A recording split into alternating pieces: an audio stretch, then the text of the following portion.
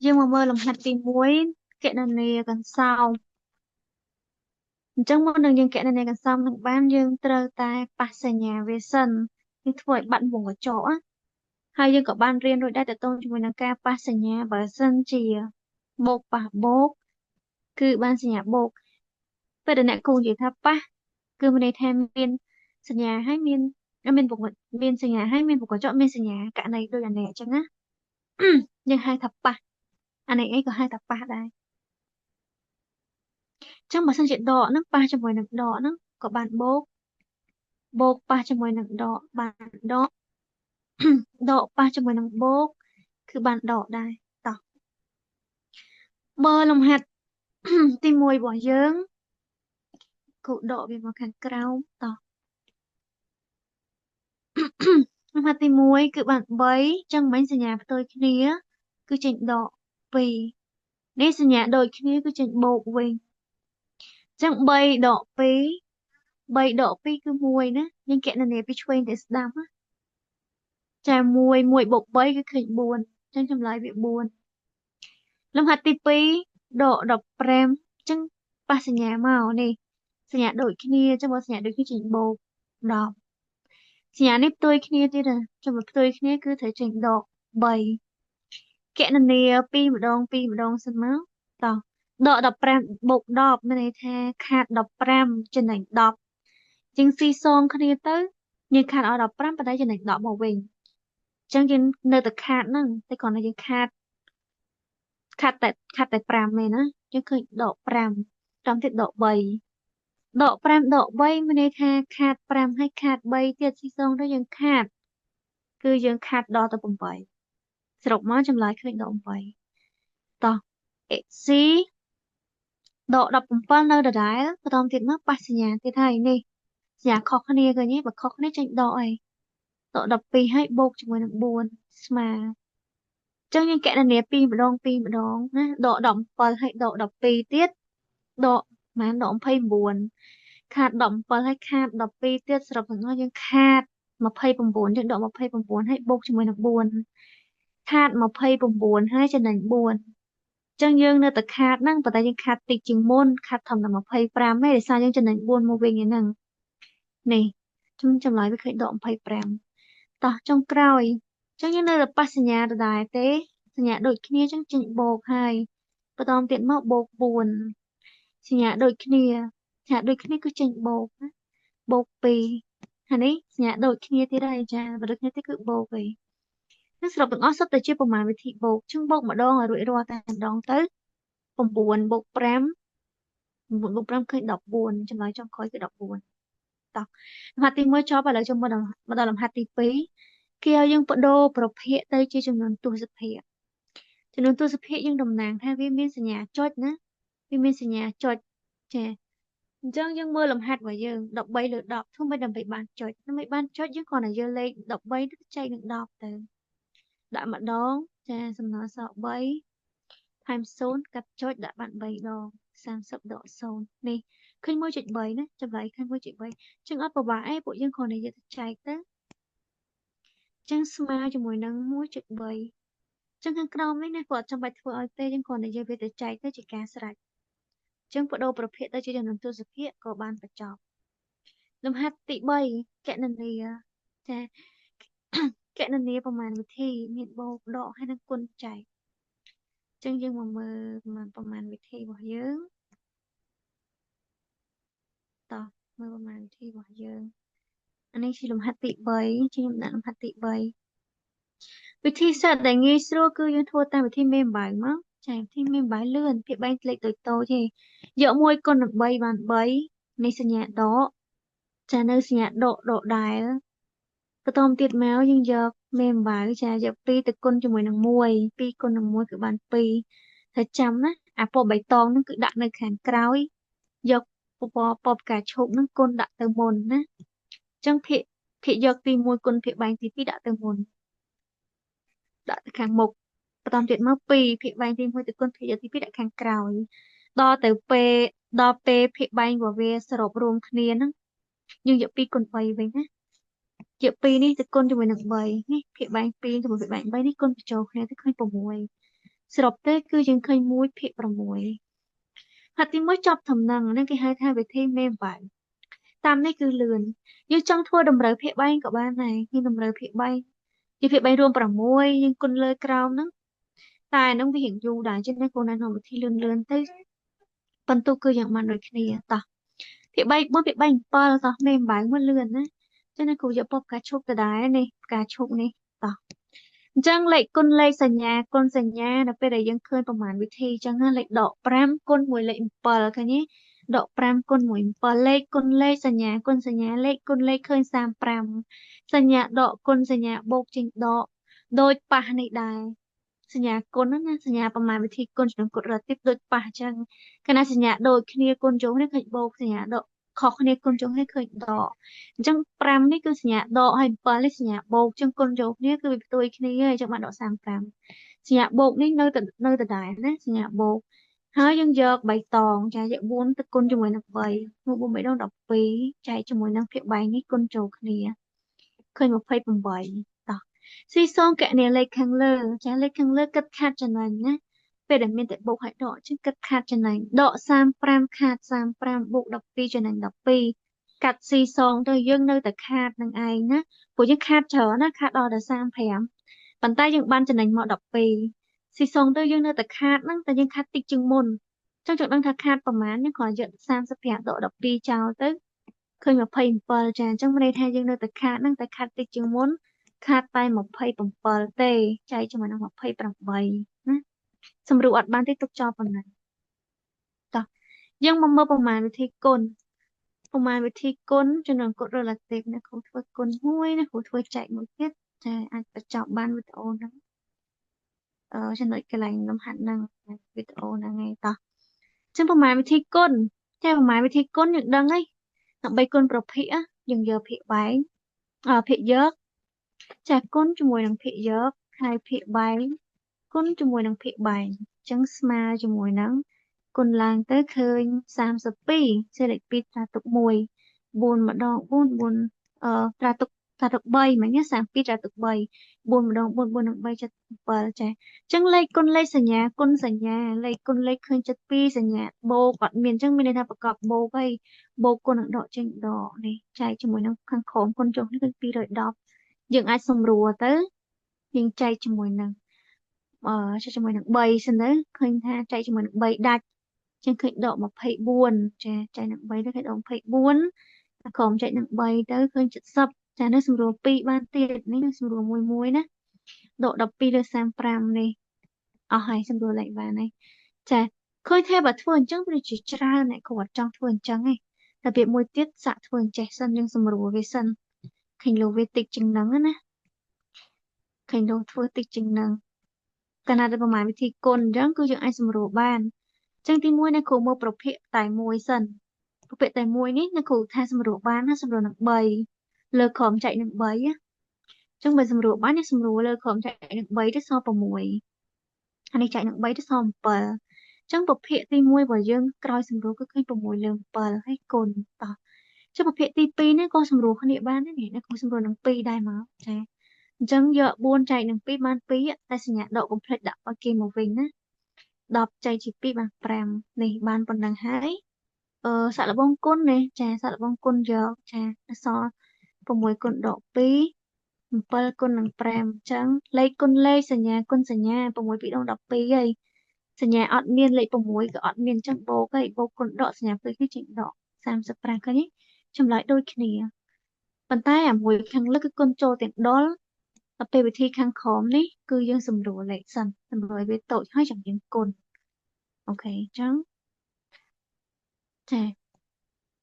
ប្រមាណវិធីគុណចប់ជិះចូលដល់ប្រមាណវិធីចែកប្រមាណវិធីចែកប្រមាណវិធីចែកដូចតែប្រមាណវិធីគុណដែរទេណាគ្រាន់តែយើងត្រូវគុណចម្រាស់នេះតោះយើងមកមើលប្រមាណវិធីចែកចឹងមុននឹងចែកបានយើងដឹងហើយ4អត់មានអីសោះគឺភាគបែង1ចាចែកជាមួយនឹង1ភាគ2ចឹងកាលណាដែលប្រមាណវិធីចែកប្រភាគគឺគេគុណណាផលចែកហ្នឹងគឺបដូរទៅជាផលគុណដល់ផលចែកបដូរទៅជាផលគុណហើយប្រភាគទី1 4លើ1នៅ4លើ1ដដែលប៉ុន្តែ ប្រភេទទី2មុនប្រភេទទី2កាលមុន1លើ2ឯងចាពេលមកខាងនេះគឺ2លើ1វិញឃើញទេណូតទុកកន្លែងហ្នឹងណាមាន2កន្លែងទី1បដូរពីចែកទៅជាគុណទី2បដូរពី1លើ2ទៅជា2លើ1បានប៉ុណ្ណឹងហើយយកភាគយកគុណភាគយកហើយភាគបែងគុណភាគបែងហ្នឹងចា4ពីដង8 1ម្ដង1ចឹង8ចែកនឹង1ដាច់ណាឃើញ8ទុក8ប៉ុណ្ណឹងតោះទី2ទី2គឺដក15ជំហានដំបូងយើងត្រូវបដូរសញ្ញាចែកទៅគុណសិនបន្តទៀតមកបដូរប្រភេទទី2នេះ12លើ5ទៅជា5នៅលើ12វិញចឹងស្មើជាមួយនឹងតោះសាកសម្រួលសិនបើអ្នកគ្រូគុណចូលដូចឃើញច្រើនចឹងសាកសម្រួលសិនមើលប្រភេទនេះសិន15ជាមួយ60បើចែកជាមួយនឹង15ណា60ចែក15ដាច់ទេម៉ាត់4ដងឯងចែកម៉ាត់4ដងចឹងណាគ្រូយកទៅចែកនឹង15ចែក15ឃើញ1ក៏ប៉ុន្តែវាមានសញ្ញាដកមានសញ្ញាដកនេះអញ្ចឹងត្រូវដាក់ដក1ដែរចាដក1ខាងខំនេះចែកមិញឃើញ4 60ចែកនឹង15ណាដល់ពេល5និង12សម្រួលអត់បានទេអញ្ចឹងទុកវាវិញបានដក1នៅលើ4ហើយគុណជាមួយនឹង5នៅលើ12បានប៉ុណ្ណឹងហើយគុណភាគយក1ភាគយកភាគបែង1ភាគបែងដក1គុណ5 4គុណជាមួយនឹង12អញ្ចឹងស្មើលេខគុណលេខសញ្ញាគុណសញ្ញា1 5ដង5សញ្ញាដកគុណសញ្ញាបូកណាលេខ5អត់មានអីសោះគឺសញ្ញាបូកហើយហើយនេះគឺដកអញ្ចឹងសញ្ញាផ្ទុយគ្នាគុណចូលគ្នាឃើញដកហើយខាងក្រោមគឺ12 4ដង48ចាចប់អូខេលំហាត់ទី3ក៏បានបញ្ចប់យើងមកមើលលំហាត់បន្តទៀតលំហាត់ទី4ចាគេឲ្យយើងរៀបចំនួននឹងតាមលំដាប់ឡើងអញ្ចឹងលំហាត់នេះអ្នកគ្រូចង់បញ្ជាក់ដែរអ្នកគ្រូសរសេរប្រធានកន្លែងនេះខុសណាកន្លែងនេះយើងលុបវិញដូរដាក់ថា3វិញបានងាយស្រួលណាគោលដៅអ្នកគ្រូ3ទេប៉ុន្តែអ្នកគ្រូសរសេរចូលលេខ13តោះរៀបតាមលំដាប់ឡើងមិនទៅឧទាហរណ៍លេខ1 2 3 4 5នេះហើយនឹង5 4 3 2 1ចាអញ្ចឹងខាងលើគេហៅតាមលំដាប់ឡើងដូចយើងឡើងកម្មចដាអញ្ចឹងពីកម្មទី1ដល់កម្មចុងគេដល់ពេលចុះពីកម្មចុងគេមកកម្មទី1អញ្ចឹងខាងលើគេហៅឡើងខាងក្រោមគេហៅចុះអញ្ចឹងបើរៀបតាមលំដាប់ឡើងគឺដាក់លេខតូចជាងគេមុនគេមកមើលលេខរបស់យើងនេះមកជួននេះលេខណាតូចជាងគេអញ្ចឹងដកចំនួនអវិជ្ជមានណាដកកាន់តែធំលេខនឹងកាន់តែតូចជាងគេអញ្ចឹងដក13តូចជាងគេបន្ទាប់ពីដក13យើងយកហើយនេះដក8យើងយកហើយណាដក1ដក1ហើយ0ចាចាប់ដើមលេខ0ហើយវិជ្ជមានហើយចឹងវិជ្ជមានរាប់តាមធម្មតាលេខ4លេខ13នេះលំហាត់បន្តទៀតអ្នកគ្រូអត់ចាំបាច់បញ្យល់ទេណាចំពោះលំហាត់ប្រភេទវិញប្រភេទណាដែលធំជាងគេសំទោសប្រភេទណាដែលតូចជាងគេចឹងមើលទី1ឃើញអានេះដកហ្នឹងតែចេញដកហើយគឺលេខនឹងតូចជាងគេហើយចឹងដក17ភាគ3ពួកភាគបែងវាសុទ្ធតែដូចគ្នាហ្នឹងភាគបែងវាសុទ្ធតែដូចគ្នាចឹងគេមើលភាគយកកណាភាគយកធំប្រភេទនឹងធំហើយកណាភាគយកតូចជាងគេប្រភេទនឹងតូចជាងគេដូចដក17ចឹងវាតូចជាងគេណាប្រៀបធៀបជាមួយនឹងភាគយកនេះ10ដក17 1 19បូក5ដក17ហ្នឹងតូចជាងគេយើងដាក់វាមកមុនបន្តទៀតមកមានដកទៀតឯងអត់ចាប់ដើម1ឯនេះ1ភាគ3បូក5ភាគ3បូក5ហើយនឹង5គឺស្មើគ្នាណាបូក5ហើយ5គឺលេខស្មើគ្នាគ្រាន់តែលេខ5គេមិនសូវពេញនិយមដាក់បូកទេតែបើគេដាក់បូកក៏អត់ខុសអីដែរបន្តទៀតមកគឺ10លើ3ចុងក្រោយគេគឺ19លើ3នេះរៀបតាមលំដាប់ឡើងគឺប៉ុណ្ណឹងនេះជាលំហាត់ដែលពួកយើងប្រហែលជាអត់សូវយល់ច្រើនណាគឺគេឲ្យយើងរក x តែ x នឹងស្មើលេខប្រមាណចឹងមុននឹងរក x អ្នកគ្រូចង់បញ្យល់អីដែលងាយសិនឧបមាថា1ភាគ2វាត្រូវស្មើ x ភាគ4ឃើញទេប្រភេទស្មើគ្នាដល់អ្នកគ្រូឧទាហរណ៍លេខវិញតោះនេះអ្នកគ្រូឧទាហរណ៍អញ្ចឹងហ្មងប្រភេទទាំង4នោះគឺសុទ្ធតែជាប្រភេទស្មើគ្នាហេតុអីបានស្មើនេះយើងមកមើលសង្កេតមើលភាគបែង2ទៅ4គុណនឹង2ឃើញទេ2ទៅ6គុណនឹង3នេះគុណនឹង2នេះគុណនឹង3ចុងក្រោយគេគុណនឹង4យើងទៅមើលភាគយកអញ្ចឹងដែរអត់1ទៅ2មិនគុណនឹង2 1ទៅ3នឹងគុណមិនគុណនឹង3ដែរហើយ1ទៅ14នេះមិនគេគុណនឹង4 ចឹងឃើញខាងលើខាងក្រោមសុទ្ធតែគុណជាមួយនឹងលេខដូចគ្នាទើបប្រភេទនឹងវាស្មើគ្នាបានចឹងបើសិនជាអ្នកគ្រូសរសេរអញ្ចេះវិញ1នៅលើ2ស្មើ x នៅលើ10អ្នកគ្រូសួរថាអញ្ចេះ x ស្មើលេខប៉ុន្មានយើងមើលលើអានេះមើលគុណនឹង5ត្រូវទេចាអញ្ចឹងក៏យក1នេះអា1ដើមនេះអា1ដើមនេះទៅគុណនឹង5ដែរអញ្ចឹង1គុណនឹង5មកឃើញ5ចឹងមានន័យថានាំមក x គឺស្មើលេខ5ឥឡូវក្នុងការសរសេរក្នុងគណិតវិទ្យាពេលយើងទាញដាក់យក5អញ្ចឹងគឺវាអត់សូវមានអីគេដែរជាទំនុកចិត្តឲ្យអ្នកកាយគេឲ្យបន្ទុកយើងណាយើងអាចនឹងទៅលួចមើលរបស់គេអញ្ចឹងមកយើងមកដាក់នឹងធ្វើម៉េចទៅនេះយើងត្រូវយកលេខមានប្រមាណលេខនេះលេខ1លេខ10ហើយនិងលេខ2នេះកណនាប្រមាណវិធីបូកដកគុណចែកយ៉ាងណាឲ្យឃើញលេខ5ព្រោះចម្លើយវាត្រូវតែជាលេខ5ហើយអញ្ចឹងគេប្រើការគុណខ្វែង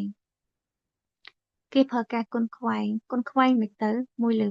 2ស្មើ x លើ10អញ្ចឹងមិនយើងយកគុណខ្វែងពាក្យស្មើគ្នាចាយើងយក1គុណនឹង10ស្មើខាងនេះគុណឡើងខាងនេះគឺ2គុណនឹង x ពេលចង់ទាញរក x យើងដឹងហើយថាមក x ឃើញ5ចំណុច x ឃើញ5អញ្ចឹងយើងគុណនៅខាងនេះឲ្យហើយនេះខាងនេះ1គុណនឹង10មិនឃើញ10ចាយក10ហ្នឹង10គុណ1ហ្នឹងទៅមកចែកជាមួយលេខ2នេះមកអា2ដែលគុណជាមួយនឹង x មិញហ្នឹងចាអញ្ចឹងឃើញ5សរុបមកវិញដើម្បីទាញរក x គេត្រូវធ្វើម៉េចដើម្បីទាញរក x បានតែគេត្រូវយកអាណាដែលអត់មាន x អត់មាន x គឺ1ហើយ10គេយកវាគុណគ្នាចែកជាមួយនឹងនេះចែកជាមួយនឹងមេ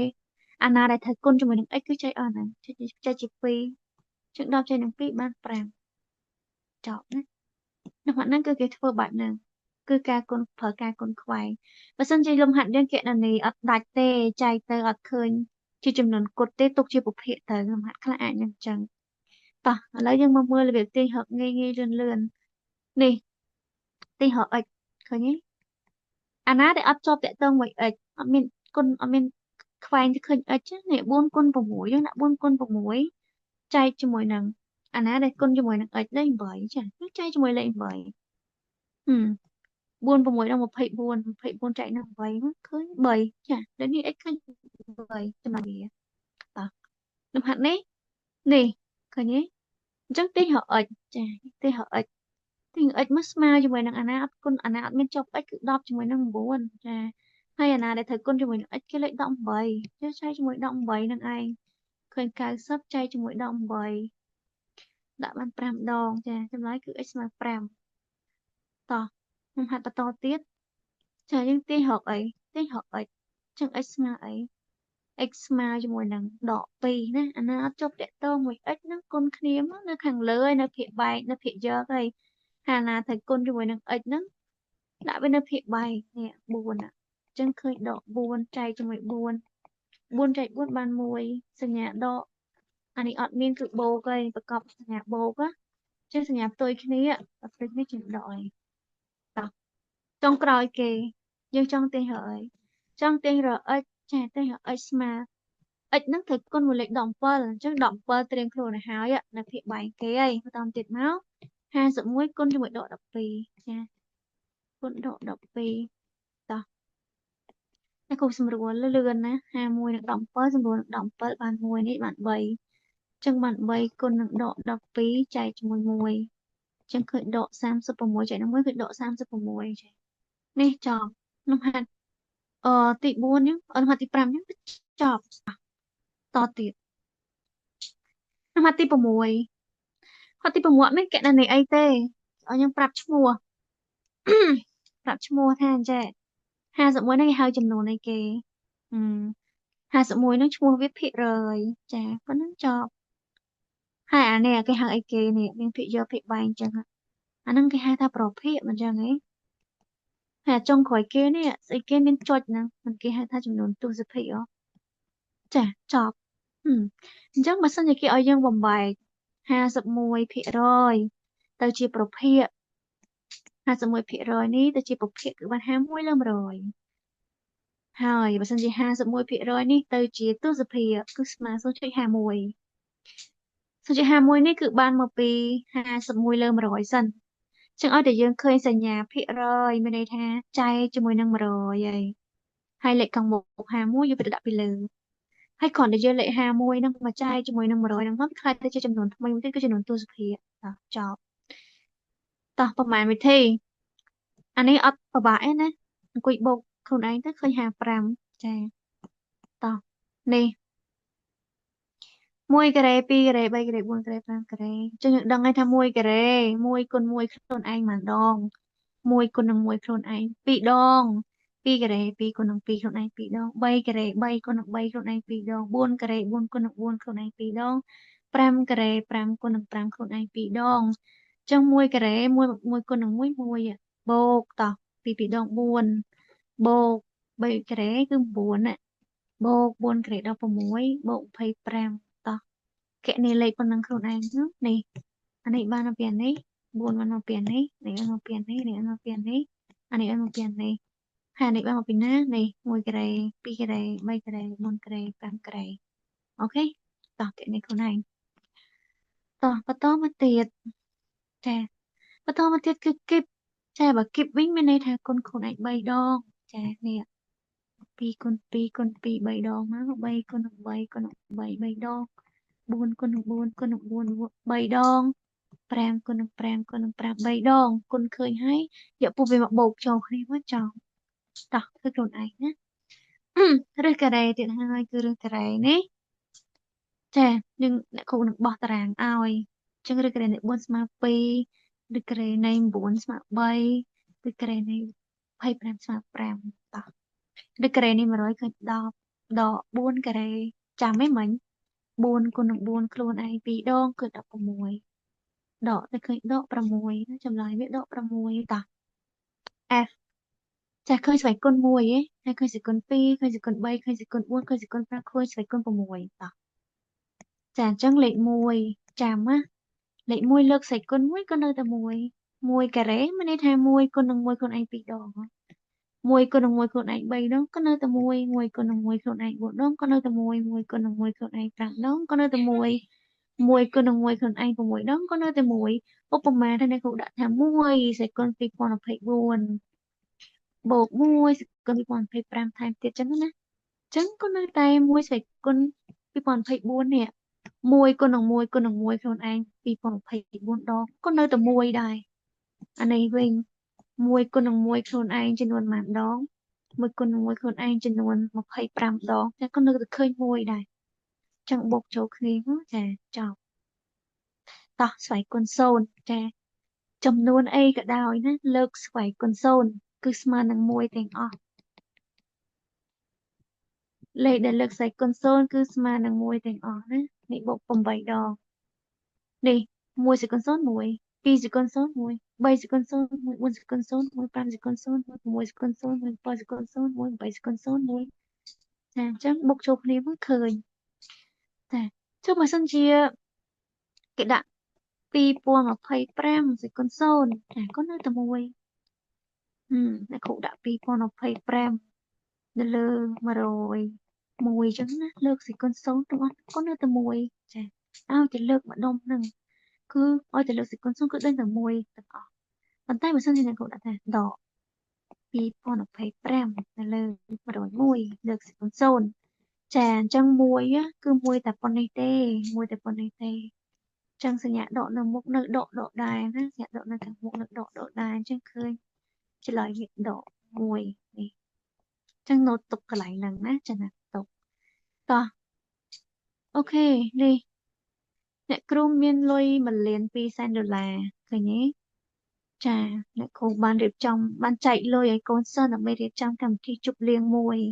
ជប់លៀងពួកយើងប្រឡងចុះនិទ្ទេស A ទាំងអស់គ្នាចាអូនហ្នឹងជាលំហាត់អ្នកគ្រូមានលុយ$1,200,000អ្នកគ្រូចង់បែងចែកឲ្យពួកយើងនឹងជប់លៀងដោយអ្នកគ្រូចំណាយ4%នៃលុយទាំងអស់ដែលអ្នកគ្រូមានហ្នឹងណាអ្នកគ្រូមានលុយប៉ុណ្ណឹងគឺគេហៅ100%ឃើញទេចាលុយដែលអ្នកគ្រូមានហ្នឹងគឺ100%ឯងអញ្ចឹងអ្នកគ្រូដក4%ដក4%មកឲ្យយើងចំណាយក្នុងកម្មវិធីជប់លៀងយើងប្រឡងខែ3អូជប់លៀងសង្ក្រាន្ត 4%chứ mà nãy cú xua bên thằng trẻ lui nãy cú đang ngầm rồi vị rồi chứ mà nãy cú trong tờ rơi lui 1%bên 1%mà chẳng như chị ta chạy đang mà rồi từ chà dựa lượng dựa phần năng ta chạy đang mà rồi tới 1%khơi mà 10,000 đô la ok chà chứ đâu bên nãy cú ở bây giờ 4%nhưng con đừng buôn nữa chà con đừng buôn nữa khơi buôn 10,000 đô la nè cú chà chạy ở bây giờ buôn 10,000 đô la thôi cam phi chụp liền ប៉ុន្តែក្នុងការរកនៅពេលដែលយើងរក1%ហើយបានយើងទៅរក4%អញ្ចឹងវាយូរអញ្ចឹងគេធ្វើមិនដើម្បីលឿនអាហ្នឹងរបៀបដូចជាកម្រៃជើងសារចាអញ្ចឹងគេឲ្យយើងរកលុយ4%នោះសំណួរគេណាដែលអ្នកគ្រូបានចែកឲ្យពួកយើងធ្វើកម្មវិធីជប់លៀងហ្នឹងចាអញ្ចឹង4%នៃចានៃគឺជាផុសគុណនៃលុយអ្នកគ្រូចំនួន1,200,000 ដុល្លារហ្នឹងចាចា1,200,000 ដុល្លារហ្នឹង4%គឺយើងបំលែងទៅជា4/100គុណនឹង1,200,000 ដុល្លារចាអញ្ចឹងឃើញតោះយកគុណឡើងលើទៅគុណឡើងលើហើយចែកជាមួយនឹង100ចាគុណឡើងលើទៅឃើញប៉ុន្មាន4,800,000 ដុល្លារចា4,800,000 ដុល្លារចែកជាមួយនឹង100ទៅឃើញ48,000ដូចគ្នាចាចម្លើយវាណាគូដាក់ខាងនេះគឺ48,000 ដុល្លារដូចគ្នាឃើញទេចាចម្លើយដូចគ្នាអញ្ចឹងវិធីក្នុងការរកគឺអត់ធ្វើរ1%អីសិនទេគឺគ្រាន់តែយកវាទៅគុណបែបហ្នឹងមកចាចេញចម្លើយហើយណាតោះអញ្ចឹងចំពោះលេខ9នេះ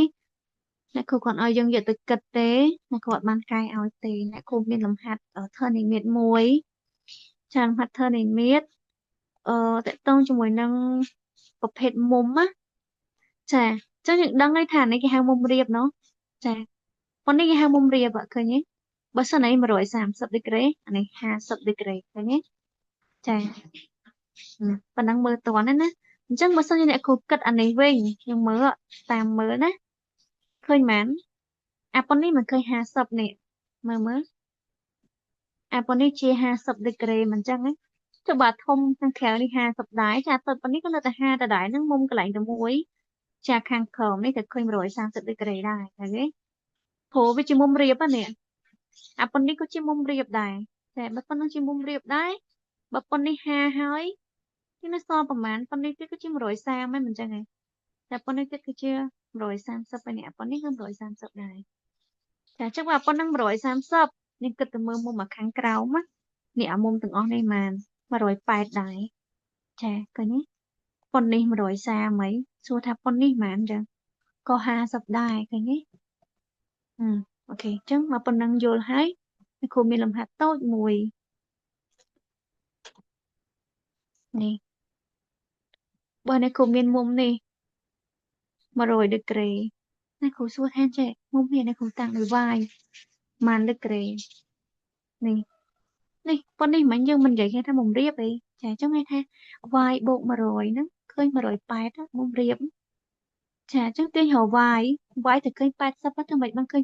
80ជាអា180ហ្នឹងដក100ហ្នឹងចោលទៅឃើញវាយហ្នឹងគឺ80 ដឺក្រេអូខេ